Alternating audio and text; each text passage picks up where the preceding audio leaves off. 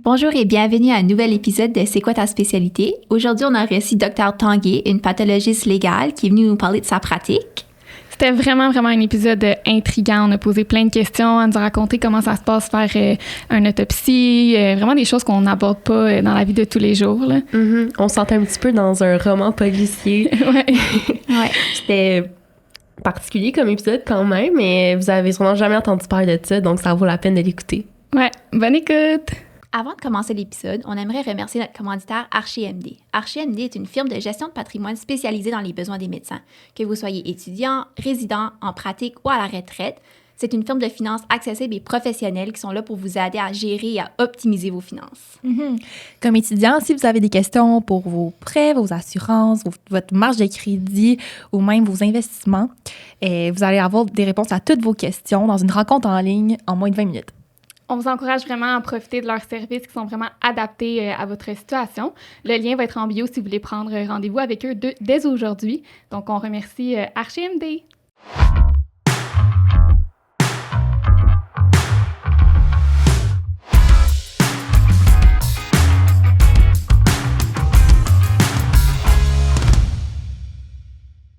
Ben, bonjour, Dr Tanguay. Bonjour. Bienvenue à l'émission. On est vraiment content de vous recevoir aujourd'hui.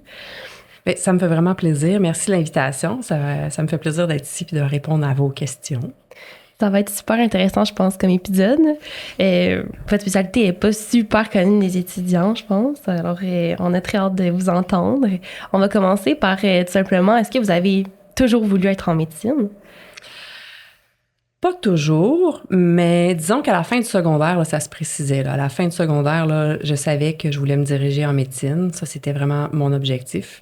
Et en fait, c'était vraiment déjà décidé là, dans ma tête que je voulais aller en médecine pour aller en chirurgie. Okay. Donc, c'était vraiment aussi précis que ça. Là. Quand je suis rentrée en médecine, je voulais faire chirurgienne. Mm-hmm. Ça, c'était mon plan. Donc, ça a été assez précis tout ce temps-là.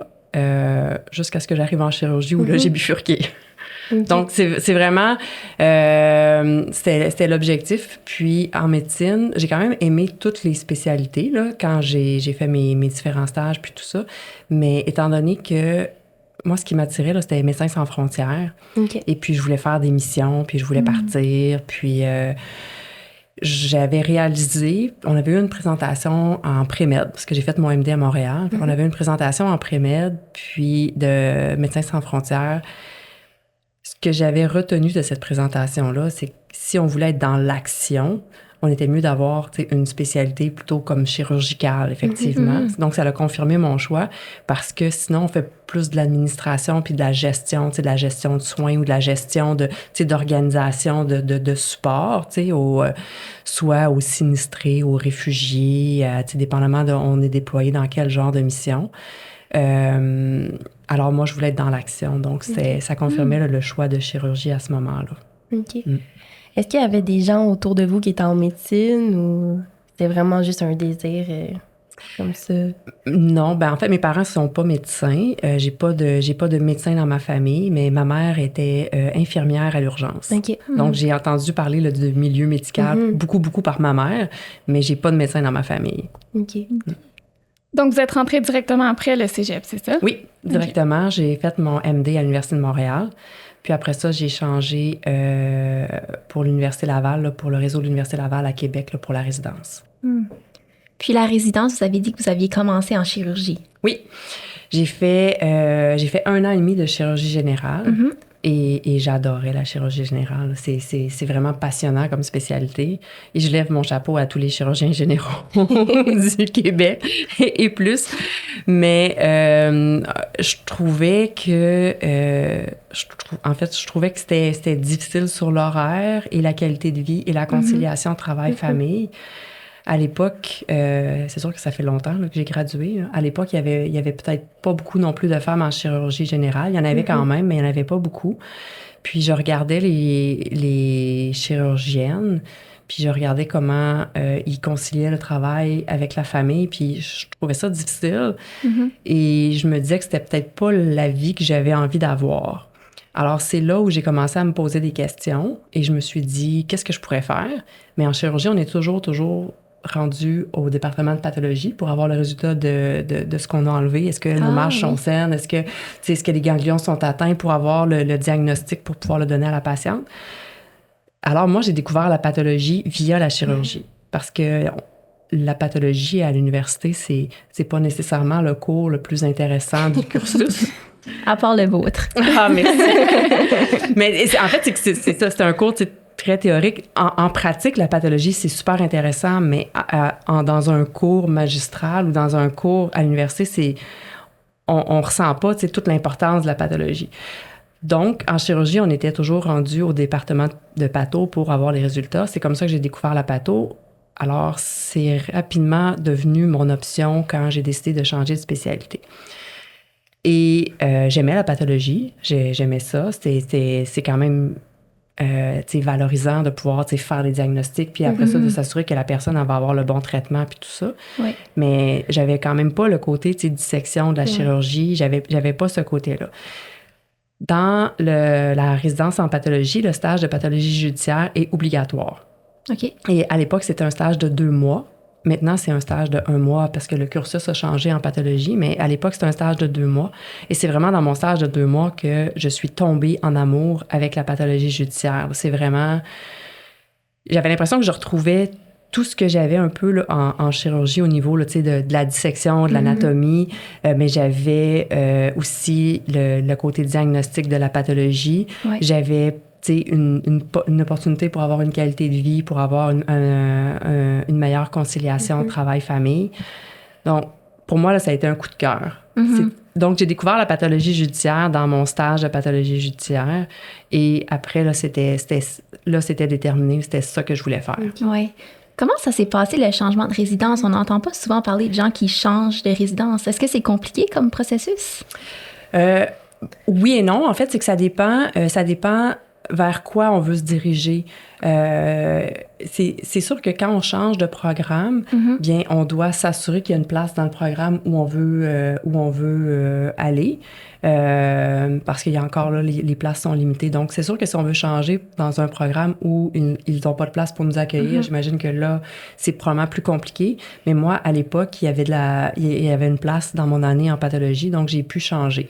C'est sûr que, évidemment, le directeur de programme, du programme où on est, en fait, où on a débuté la résidence, ils peuvent quand même nous demander, par exemple, de finir certains stages si, par exemple, il y a des gardes qui sont critiques ou ils pourraient nous demander d'attendre de changer après tel ou tel stage. Ils pourraient avoir... Mais moi, ça s'est vraiment super bien fait.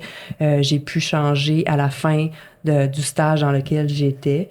Et puis, la transition, elle a été vraiment très, très facile à faire, puis ça a bien été. Là. Puis le tout s'est fait à Laval. Oui. À l'Université Laval, au Québec. Donc c'est ça. Donc, j'ai poursuivi ma résidence en pathologie à l'Université Laval.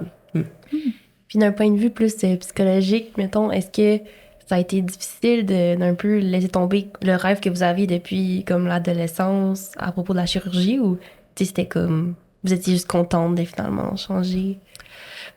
Bien, c'est sûr qu'il y a comme un deuil à faire quand on se rend compte que ce qu'on a toujours voulu faire, c'est probablement pas ce qu'on va choisir, mais en même temps, quand on fait ce choix-là, parce qu'on se rend compte que c'est pas la vie qu'on veut, je pense que le deuil est plus facile à faire.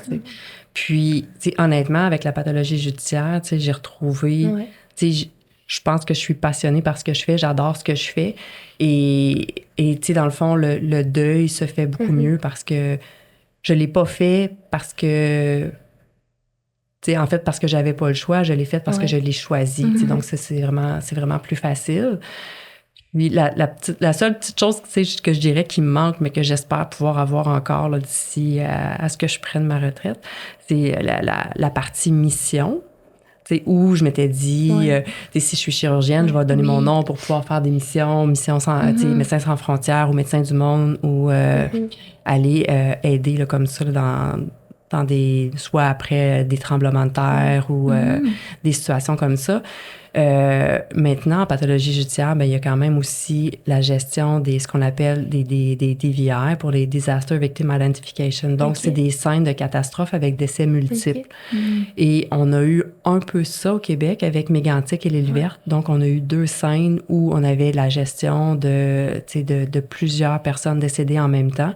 Et ça prend vraiment, justement, l'expertise des pathologistes judiciaires pour gérer, les corps, l'examen des corps pour l'identification et pour la... En fait, on est dans la chaîne où il va y avoir également là, des odontologistes qui vont faire les identifications par les dents. Il peut y avoir aussi là, les enquêteurs qui vont être là avec les empreintes. Il va y avoir aussi des prélèvements d'ADN parce qu'on va pouvoir les identifier avec l'ADN.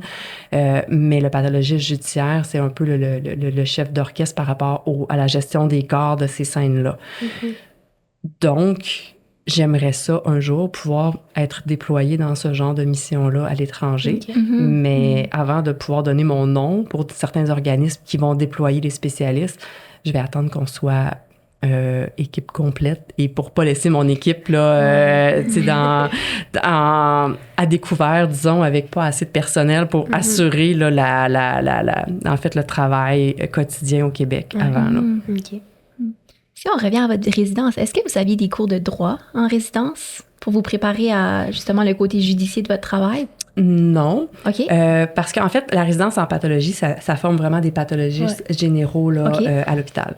Maintenant, pour la pathologie judiciaire, c'est une année supplémentaire. Donc, c'est une année de fellowship. OK. Donc, c'est une année de surspécialité qui n'existait pas à mon époque. Le fellowship en pathologie judiciaire, ça date à peu près là, de 2008-2009 environ, quelque chose comme ça, pour travailler avec des collègues qui ont fait le fellowship. Il n'y a pas de cours de droit, mais les gens sont formés pour le témoignage à la cour. Parce que quand on est pathologiste judiciaire, bien, une partie de notre travail, ça va être d'aller rendre témoignage à la cour à titre de témoin expert. Donc, on a une formation pour être témoin expert dans le fellowship. Souvent, là, sous forme d'aller voir des patrons témoigner, après ça, avoir certaines explications, des mock trials également, là, des pratiques. Mais il n'y a pas vraiment de cours de droit, là. OK. Et ça se passe comment, la résidence après la pathologie? Comme pour faire pathologie judiciaire? Bon, en fait, les gens doivent appliquer pour avoir un fellow. Et au Canada, actuellement, les centres qui offrent un fellow en pathologie judiciaire sont Ottawa, Toronto, Winnipeg et Edmonton. Donc, il y a, dans le fond, 4 endroits. Sinon, les gens peuvent aussi aller faire un fellow aux États-Unis. Il y a plusieurs centres aux États-Unis là, où ils forment des fellows en pathologie judiciaire. Donc, dans mes collègues que j'ai ou que je vais avoir là, sous peu au mois de juillet, j'ai une collègue qui a été formée à Edmonton. J'ai une collègue qui a été formée aux États-Unis là, dans Hennepin County. Puis, j'ai un collègue qui s'en vient qui va être formé à Toronto. OK. Puis, est-ce que vous êtes beaucoup dans ce domaine-là? Dans ma tête, vous êtes comme pas énormément, là? Non, on est très peu nombreux. Très peu nombreux. Là, on a réussi récemment là, à avoir 6 postes. Encore faut-il les combler, mais on le sait que ça ne sera pas suffisant. Là. Donc, on va essayer d'avoir un 8 postes pour la charge de travail qui augmente parce qu'on le voit, la population du Québec augmente. Et si la population du Québec augmente, bien le nombre de décès augmente et le nombre de décès suspects augmente. Puis la violence augmente également. Donc, dans les 2 dernières années, on a eu beaucoup plus d'homicides. Donc, on doit être plus de pathologistes judiciaires pour assurer un service là, adéquat. Là. C'est quoi la procédure pour déterminer qu'on a besoin d'un pathologiste? Comme qui va décider que le décès est suspect? Est-ce que c'est les policiers, le coroner? Comment on décide qu'on a besoin qu'un pathologiste entre en jeu? C'est une excellente question. En fait, au Québec, on fonctionne dans un système de coroner parce qu'au Canada, chaque province, en fait, on a 2 systèmes. On a soit un système de coroner ou soit un système de medical examiner. Okay. Alors, au Québec, on est dans un système de coroner. Donc, c'est le coroner qui est chargé d'enquêter sur les décès, les morts suspectes, violentes ou obscures, ou les décès subis inattendus. Alors, c'est le coroner qui est chargé de faire la lumière et de répondre à c'est qui la personne, donc être satisfait de l'identification, quand le décès est survenu, où il est survenu, comment il est survenu et de déterminer le mode. Par contre, évidemment, pour réussir à faire son travail, bien, le coroner va demander aux policiers de faire une enquête et après, le coroner peut également demander au pathologiste de faire une autopsie. Donc, c'est avec les histoires, en fait, avec les informations préliminaires, avec l'histoire qu'on a au moment où la personne décède, souvent que le coroner va prendre une décision. Mais au Québec, souvent, en fait, les coroners ont 3 options ou 3 ou 4 options. Il peut avoir l'option de décider de faire uniquement, par exemple, un examen externe avec des analyses toxicologiques. Il pourrait décider que finalement, en fait, avec les circonstances de l'enquête, le décès, c'est un décès subi, inattendu, mais qui n'est pas suspect. Alors là, l'autopsie pourrait être faite dans certains centres hospitaliers où ils vont faire des autopsies de coroner. Ou si le décès est suspect, ou en fait, il y a certains critères, et on a plusieurs critères qui vont faire que dans ces circonstances-là, l'autopsie va être faite au laboratoire de sciences judiciaires et de médecine légale. Puis je disais une 4e option parce qu'il y a aussi maintenant là, 4 radiologistes, je pense, là, qui se sont spécialisés là, dans le scan post-mortem. Ouais. Alors, il y a cette option-là là, de faire, par exemple, dans le fond, l'autopsie virtuelle ou un scan après le décès pour tenter de répondre là, à certaines questions du coroner là, dans certains cas particuliers. Mais le coroner, parfois, en fait, souvent, quand il y a toutes les informations qui lui sont rapportées par l'enquêteur, il appelle le pathologiste de garde au laboratoire, puis c'est comme ça souvent qu'on va discuter des cas. Donc, les cas ne sont pas nécessairement juste envoyés sans qu'on en discute. Parfois, oui. Mais sinon, des fois, les cas qui sont... Parce qu'en fait, on a différentes listes. On a une liste de cas que c'est clair que ça vient chez nous, donc on n'a pas nécessairement besoin de nous appeler. Il y a une liste de cas qui ne viennent pas chez nous, puis il y a une liste de cas qui sont des fois oui, des fois non, selon les circonstances, qu'on appelle les cas jaunes. Et c'est surtout ceux-là pour lesquels ils vont nous appeler. Parce que dépendamment de certaines circonstances, parfois, on va faire l'autopsie chez nous. Parfois, ça pourrait aller en autopsie à l'hôpital. Donc, c'est un peu c'est un peu du travail d'équipe, dans le fond. Le coroner reçoit les informations et il va nous appeler pour qu'on discute du cas, pour voir, là, est-ce que c'est une autopsie, par exemple, qui devrait être faite chez nous, parce que est-ce qu'on a une plus-value? Est-ce qu'il y a des circonstances suspectes? Est-ce que ça risque d'aller à la cour? Est-ce qu'il risque d'avoir des accusations de négligence ou des accusations criminelles? À ce moment-là, ça va venir au laboratoire. À quoi ça ressemble une journée dans votre travail au quotidien, là? En fait, il n'y a pas beaucoup de journées typiques dans notre travail au quotidien parce que nous, à chaque fois qu'on essaie de faire des plans, on dirait que les circonstances défont nos plans. Donc, disons une journée typique à la salle d'autopsie, c'est évidemment le matin, on arrive, on va regarder tous les cas qui nous sont demandés par les coroners et on va attribuer, dans le fond, là, comme une liste de priorités. Puis, on va distribuer les cas aux pathologistes qui sont disponibles pour aller à la salle d'autopsie en fonction des priorités. Donc, ces pathologistes-là vont passer la journée à la salle d'autopsie.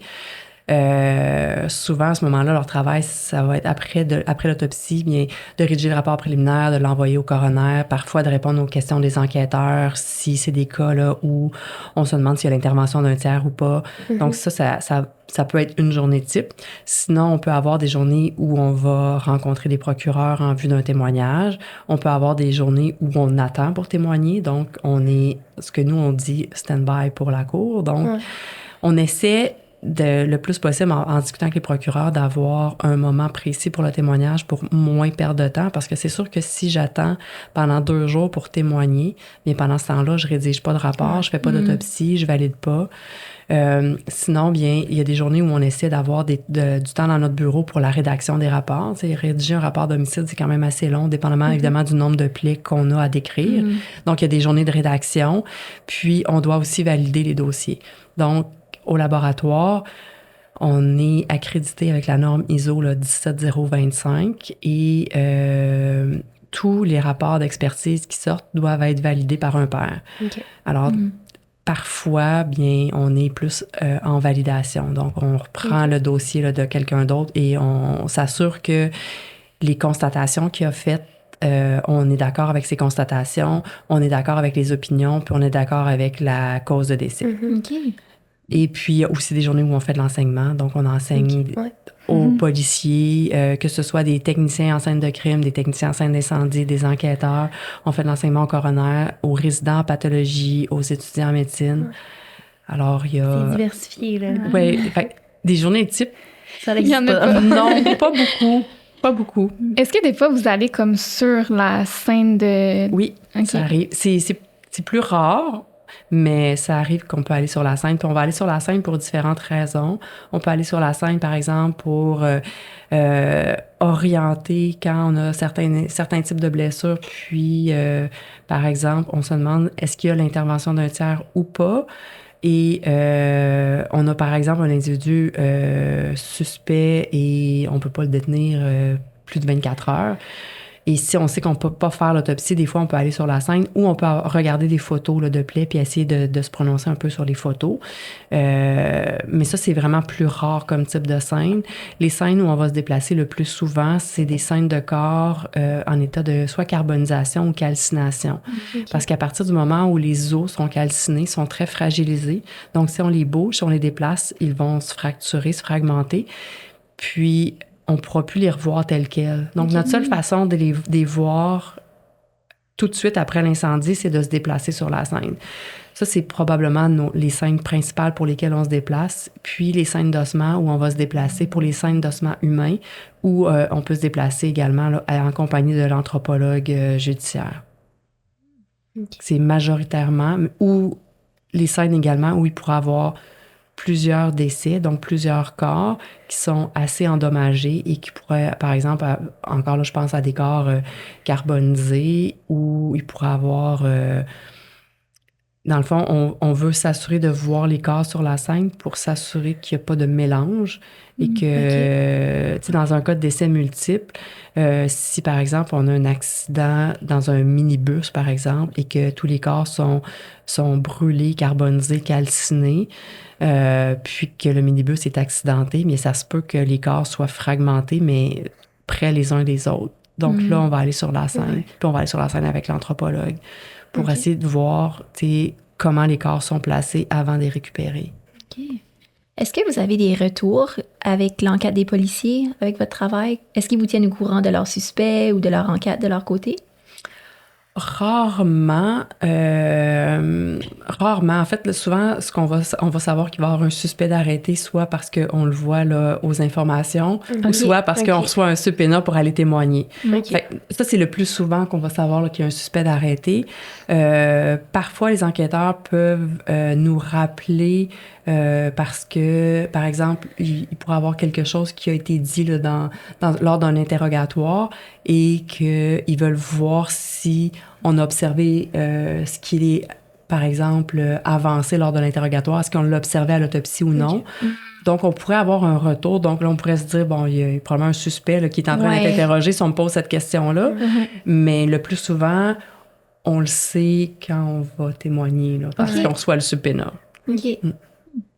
Et ça ressemble à quoi les 24 heures dans votre cas? Est-ce que vous êtes appelé comme c'est quoi le type d'urgence que vous avez?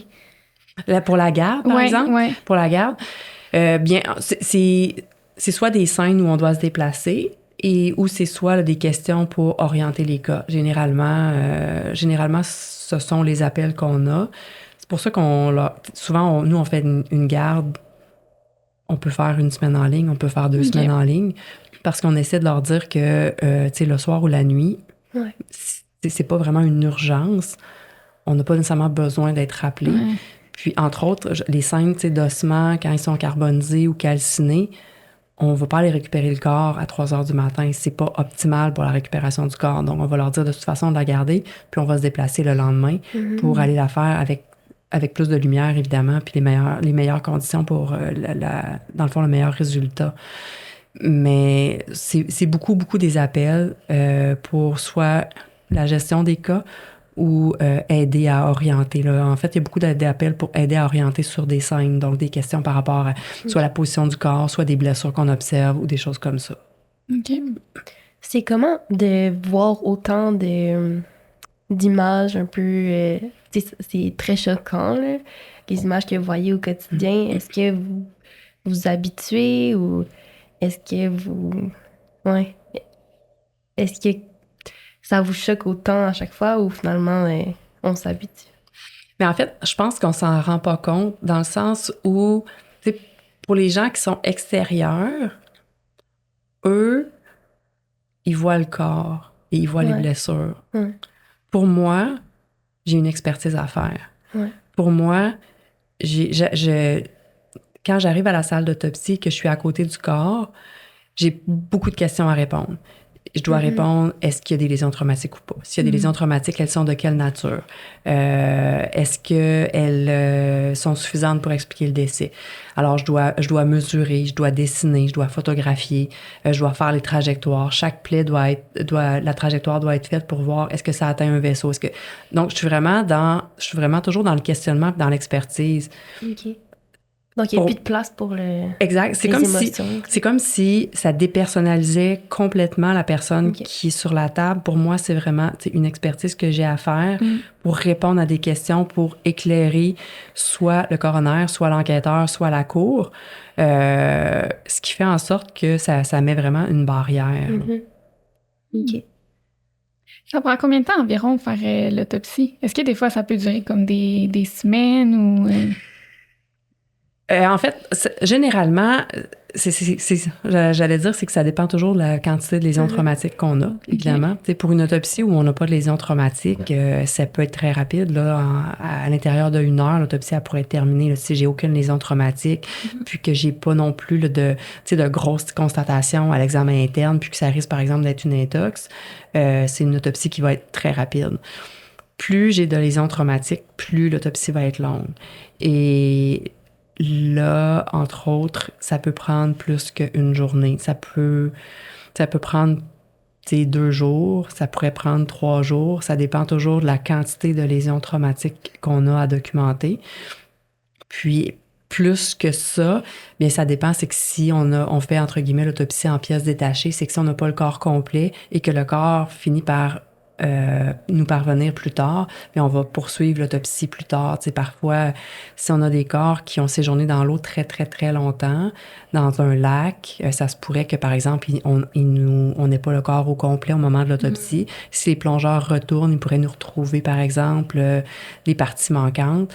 Et là, on pourrait les expertiser, mais s'ils sont retournés 2 semaines après, bien, je vais compléter l'autopsie 2 semaines après. Mais c'est pas l'autopsie qui va prendre 2 semaines, c'est juste que j'aurais pas eu toutes les parties du corps au moment de l'autopsie. L'autopsie se fait avec quels collègues? Est-ce que c'est seulement des pathologistes dans la salle ou... Non. En fait, une équipe d'autopsie, c'est généralement un pathologiste avec 1 ou 2 techniciens. OK. Et puis les techniciens, nous au laboratoire, là, maintenant, c'est des techniciens en analyse biomédicale qui sont formés, là, qu'on forme, nous, sur place au laboratoire pendant 2 ans. OK. Anciennement, au laboratoire, on prenait des thanatologues. Donc, c'était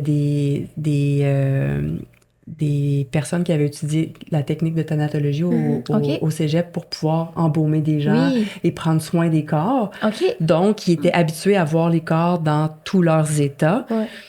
C'était les techniciens qu'on embauchait à l'époque. Maintenant, on embauche des techniciens en analyse biomédicale et peu importe, en fait, la technique qu'on va embaucher, on a besoin des gens qui auront pas peur de voir les corps, qui vont être capables de voir les corps dans tous leurs états et qui vont avoir des bonnes capacités d'apprentissage par rapport à l'anatomie, parce qu'on va leur demander d'apprendre beaucoup, beaucoup d'anatomie. Oui. Mais maintenant, l'avantage avec, par exemple, les techniciens en analyse biomédicale, c'est que c'est également eux là, qui gèrent notre laboratoire d'histologie, parce que dans chaque autopsie, on va prélever des échantillons de chacun des organes, et puis on doit les techniquer là, pour les mettre dans les plaques de paraffine puis les mettre sur les lames. C'est des techniciens qui vont faire ça également. Donc, notre équipe de techniciens, maintenant, ils font autant la salle d'autopsie que le laboratoire d'histologie.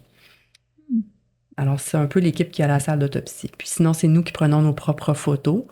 Donc, l'équipe peut être assez limitée avec un pathologiste puis un technicien, mais généralement, on essaie de travailler avec un pathologiste, 2 techniciens pour que ça aille plus rapidement. Intéressant. Autre que l'histologie, est-ce que vous faites des labos quelconques pour vous aider dans l'autopsie? Oui, on peut faire des laboratoires. On peut, évidemment, dépendamment du cas, on pourrait faire de la microbio. Si on pense qu'il y a une infection puis que le corps est assez frais, on va faire des échantillons pour la bactério. Dans tous nos cas, évidemment, à moins qu'il y ait une survie longue à l'hôpital, si c'est un décès là, rapide, on va faire des prélèvements pour des analyses toxicologiques. Les prélèvements pour analyses toxicologiques, c'est principalement là, le liquide oculaire, le sang fémoral, le sang cardiaque, l'urine. Donc, dans tous les cas d'autopsie, on va avoir ces prélèvements de base-là. Si on pense à un cas d'homicide, par exemple, on va faire des prélèvements pour recherche d'ADN étranger. Donc, on pourrait faire des prélèvements, par exemple, sous les ongles. On pourrait faire ça sur la peau, aux endroits où on pense que le corps a été manipulé. Donc, si on pense, par exemple, qu'un corps a été déplacé dans un terrain vacant, bien, à tous les endroits où on pense que le corps peut avoir été touché, on va faire des prélèvements pour recherche d'ADN étranger. On peut faire des prélèvements également là, pour en fait les experts en balistique. C'est sûr qu'on va récupérer entre autres les projectiles, mais si on voit par exemple des grains de poudre sur le corps, on peut également là, les récupérer pour les experts en balistique. Donc ça, c'est vraiment les prélèvements plus du côté judiciaire. Tu sais, si je vois par exemple dans un délit de fuite du matériel étranger dans une plaie qui pourrait provenir d'un véhicule suspect, bien, je vais prélever également là, le matériel. Donc, il y a vraiment tous les prélèvements qu'on va faire pour le côté plus judiciaire ou pour l'enquête. Puis, il y a des prélèvements qu'on va faire plus pour le côté là, médecine, donc, ou pour répondre à nos questions comme pathologistes. Et ces prélèvements-là, bien, c'est principalement soit de la microbio ou parfois, dans certains cas, on pourrait demander de la génétique. Ou on peut demander aussi des consultations. Là. On va demander des consultations en neuropathologie, en cardiopathologie, pour certains cas particuliers. Pourquoi faire des prélèvements, par exemple, de chaque organe si on a une idée que la personne est morte par coup de balle ou... C'est une très bonne question. En fait, on fait toujours des prélèvements de tous les organes, mais... Si la personne est morte de projectiles d'armes à feu, je vais pas regarder ces lames-là au microscope. Je ne les regarde pas. Je vais pas perdre mon temps à faire une expertise qui changera pas mes conclusions. C'est ce que je me demandais, oui. Donc, les lames sont faites et si jamais à la cour, pour une raison quelconque, on avait un besoin qu'on regarde une lame de thyroïde tout à fait normale macroscopiquement, bien, au moins la lame, elle est là. Mais sinon...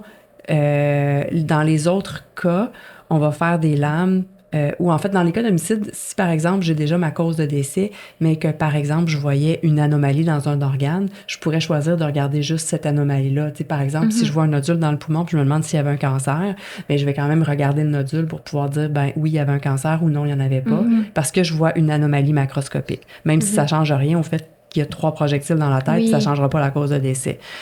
Par contre, dans les autres cas où on n'a pas de cause de décès au moment de l'autopsie parce qu'il n'y a pas de lésion traumatique, là, l'échantillon des organes va devenir important pour essayer de trouver des causes de décès.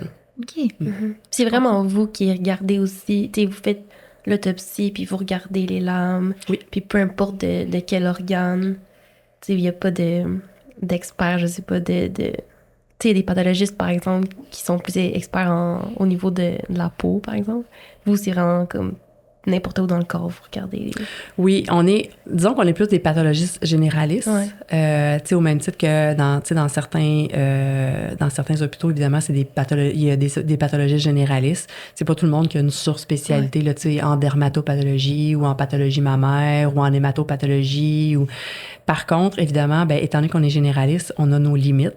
Et c'est là où, quand on a des cerveaux plus complexes, on va vraiment les envoyer en expertise en neuropathologie. Ou si, par exemple, j'ai une mort subite chez un jeune homme et que moi, je vois rien à l'examen cardiaque, bien, des fois, je vais quand même envoyer le corps en consulte pour m'assurer que j'ai pas raté quelque chose. Donc, je vais l'envoyer à une cardiopathologiste.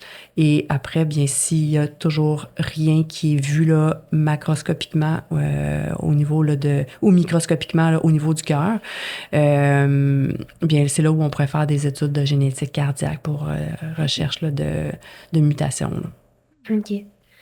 Est-ce que les patients Dans le fond, est-ce que vous pouvez pas choisir, j'imagine, vu que vous n'êtes pas beaucoup, là, comme la population, des personnes plus âgées, des enfants, comme vous avez un peu de tout, j'imagine? Oui, non, Ok. nous, Ouais. on choisit pas. On choisit d'être pathologiste judiciaire. Après, on choisit pas si on fait juste de la pédiatrie, si on fait juste des personnes plus âgées. Non, on choisit pas nos cas non plus.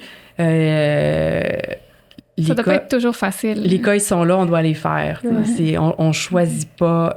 C'est sûr que si, par exemple, il y a un cas qui, par exemple, un matin, vient chercher plus un membre de l'équipe, bien, on ne donnera pas cette autopsie-là à ce membre de l'équipe-là, que ce soit autant les pathos que les techniciens. T'sais. Des fois, il pourrait avoir des similitudes avec ce que la personne est en train de vivre ou ce qu'elle traverse ou... on ne fera pas par exprès. Donc, on va donner ce cas-là d'autopsie à quelqu'un d'autre. Mais parce qu'on ne choisit pas les cas qui rentrent. Là. Est-ce qu'il y a des cas qui sont plus faciles? On parle souvent du bread and butter dans les spécialités. Est-ce que pour vous, il y a des morts qui sont comme plus faciles à élucider et d'autres qui sont comme... Ou c'est chaque mort est tout le temps... Bien, en fait, chaque catégorie peut être soit facile ou complexe. Ça dépend toujours. Si on prend, par exemple, les cas d'armes à feu, ça peut être très simple. Ça peut être facile. C'est un projectile, une balle dans la tête, la plaie d'entrée, la plaie de sortie. C'est très facile. Par contre, on peut avoir encore un cas d'arme à feu, mais qui va être très complexe, où on va avoir des entrées atypiques, on va avoir des sorties atypiques, on va avoir plusieurs trajectoires qui sont pas assez confluentes pour qu'on dise, ben je peux pas les individualiser, je fais juste, il y a tant de plaies il y a tant de projectiles qui rentrent, tant qui sortent, puis voici les dommages, parce que s'ils sont tous au même endroit, on peut faire ça. Mais parfois, on pourrait avoir des cas où on a des trajectoires qui sont plutôt à l'opposé, qui sont croisées, qui sont distinctes. Mais donc, un cas d'arme à feu peut être très facile, puis il peut être très difficile. On peut avoir un cas de mort naturelle qui est très facile, comme on peut avoir un cas qui est très difficile, comme on peut avoir un cas où tout intervient. On a, par exemple, des analyses toxicologiques qui pourraient expliquer le décès. On a une condition cardiaque qui pourrait expliquer le décès. Puis on a des lésions traumatiques qui pourraient aussi expliquer le décès. Ces cas-là, ils sont dans la zone grise où on doit nuancer et peser, puis évaluer bien les circonstances, puis regarder qu'est-ce qu'on a, par exemple, comme lien de causalité, c'est quoi les circonstances qui sont rapportées, c'est quoi l'état avant de la personne, est-ce que l'état était stable. Donc, on doit regarder un ensemble de facteurs. Ces cas-là sont évidemment plus difficiles, mais on pourrait avoir, la semaine après, encore un cas de mort naturelle qui est vraiment très, très facile, finalement. On peut pas dire que, par exemple, le couteau, c'est facile, que l'arme à feu, c'est facile, que le contournant, c'est facile. Ça dépend de chaque... Ça dépend de chaque cas. Des fois, il va y avoir un cas d'une catégorie qui va être très difficile, très complexe, puis des fois, la semaine après, la même catégorie va être facile. Est-ce qu'il y a aussi des décès qui sont comme jamais élucidés, finalement? Oui, il y a des cas où on n'a pas de cause de décès. Dans les cas où on n'a pas de cause de décès, il y a deux catégories. Il y a des catégories où on n'a pas de cause, mais on a différentes hypothèses pour expliquer. C'est soit avec les circonstances, c'est juste que c'est un décès qui laisse, par exemple, moins de signes à l'autopsie, mais avec les circonstances, on est quand même capable de déterminer la cause. Des fois, on n'a pas de cause parce que le corps n'est pas assez en bon état pour un bon examen des organes, puis qu'on n'a plus de milieu biologique pour les analyses toxicologiques, mais encore là, avec l'histoire, avec les antécédents, on a quand même des hypothèses pour expliquer le décès. Puis des fois, on n'a absolument pas de cause parce que il nous reste plus vraiment beaucoup de matériel. Si, par exemple, on a un squelette, par exemple, retrouvé dans le bois, bien, je pourrais avoir plusieurs hypothèses, mais j'aurais pas nécessairement de cause. Est-ce que c'est arrivé dans votre carrière où il y a eu des nouvelles technologies qui vous ont permis de justement, comme vous n'aviez pas les ressources pour déterminer la cause de la mort, mais avec des nouvelles technologies, vous avez pu élucider? En fait, ça serait peut-être plus au niveau là, des mutations génétiques. OK.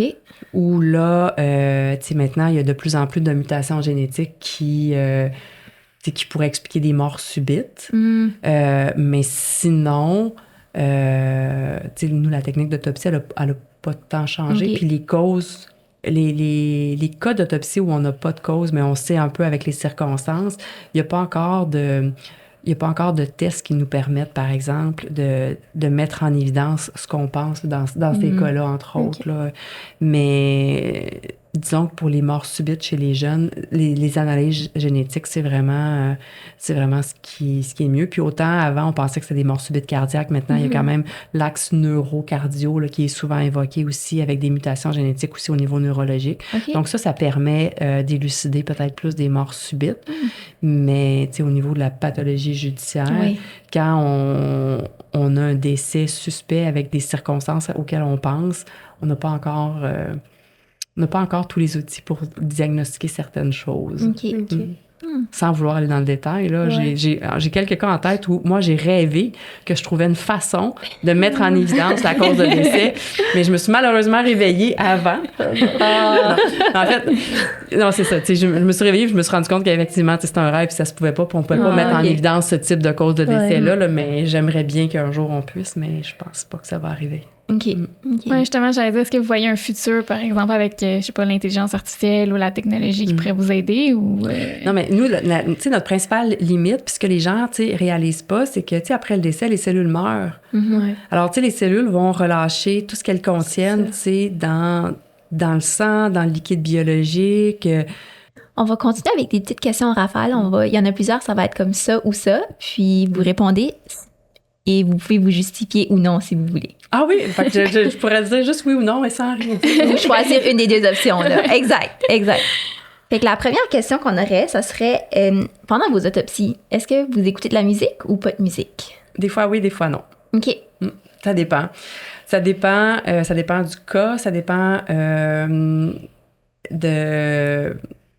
c'est ça, de aussi, par exemple, parce qu'on a une grande salle d'autopsie où on a 2 tables.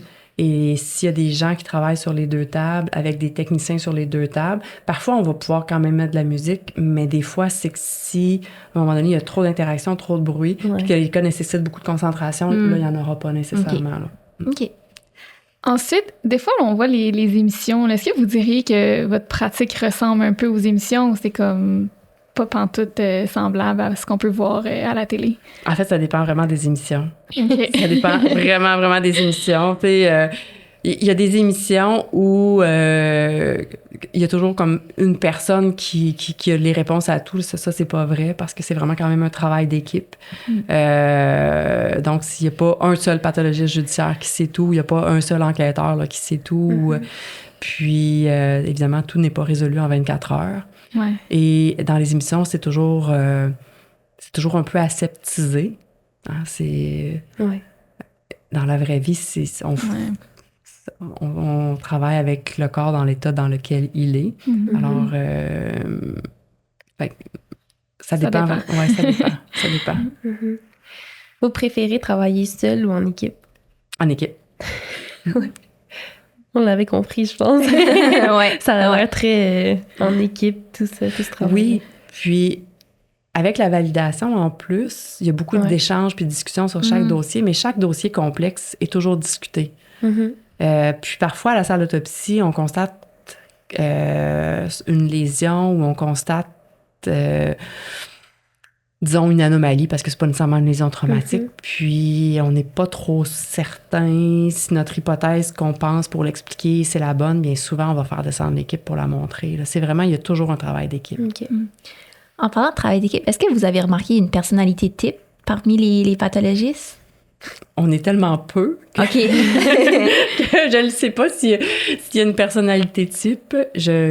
Pour l'instant, je ne pense pas. OK. Il y a certains traits qu'on doit avoir. Ouais. Je pense que on doit avoir un bon sens de l'observation. Je pense qu'on doit être patient. Je pense qu'on doit être minutieux. Je pense qu'on doit être rigoureux. Je pense qu'on doit avoir un bon sens de la communication parce que on doit être capable d'aller expliquer dans le fond, notre travail à un jury à la cour.